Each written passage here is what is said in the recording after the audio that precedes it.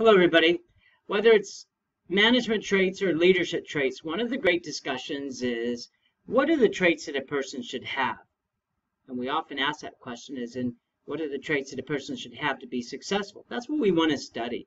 We want to study the great people of our time with the hope that we can become great as well. It's a noble adventure, to be sure. So where do we start? I think we start at the beginning.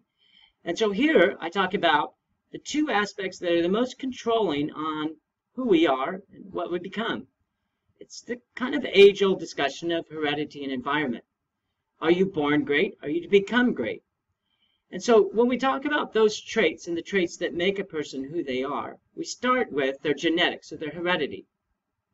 What we understand right from the get-go is about 30% of your personality is inherited. Kind of an interesting statistic. Also means that 70% of who you are and what you become, you have a control over in some ways. But what that statistics tells us is there is something about who we are that is created when we're born. And that makes sense. I mean, if our parents have brown hair, we're often going to have brown hair. If we have a certain color eyes in our family, then it's probably going to be passed on. So it stands to reason that somebody's personality, parts of their brain, would be transferred as well. So that stands to reason. But that genetics does play a part in the types of traits that we have. In relation to leaders, there's often some clearly physical characteristics that come into play. Height is often seen as one of the most important aspects in leadership.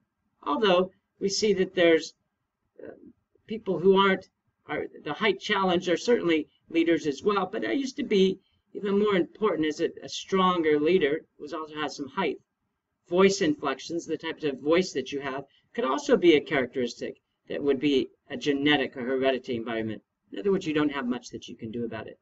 So genetics does play a role. Heredity as well plays a role. The second is the environment. And the environment is where you were born, the family that you were raised in, not so much born into, but raised into, the community of which you became a part of. There's many aspects that can have an influence just in your community. Whether you go to church or not, you're going to be influenced by your religious background. You can be influenced by the clubs that you join, whether it's 4-H or if it's the Boys and Girls Clubs or Salvation Army. Where you're going to go to school, is it private or public school? If it's private school, is it going to be a religious denomination? All of those are going to have an influence on the type of person that you are. There's other aspects as well. The amount of wealth. We know that the amount of wealth that you're born into is going to dictate the number of years of schooling that you have. The number of years of schooling is going to dictate how educated you're going to be and how much money you're going to make later in life. The characteristic that determines your success financially more than any others is years of schooling. And family background has an influence on family schooling.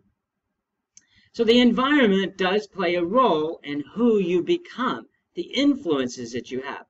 We also talked about community, but friends as well, those people you associate with. There's a great saying that says, associate not with evil lest you increase their numbers. In other words, you often become who you are by who you hang around with.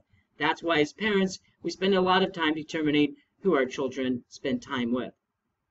So heredity and environment both play a role. Which is the more controlling? Here's something to consider. Whether as a leader, as a manager, or just as a person, the more controlling tends to be heredity.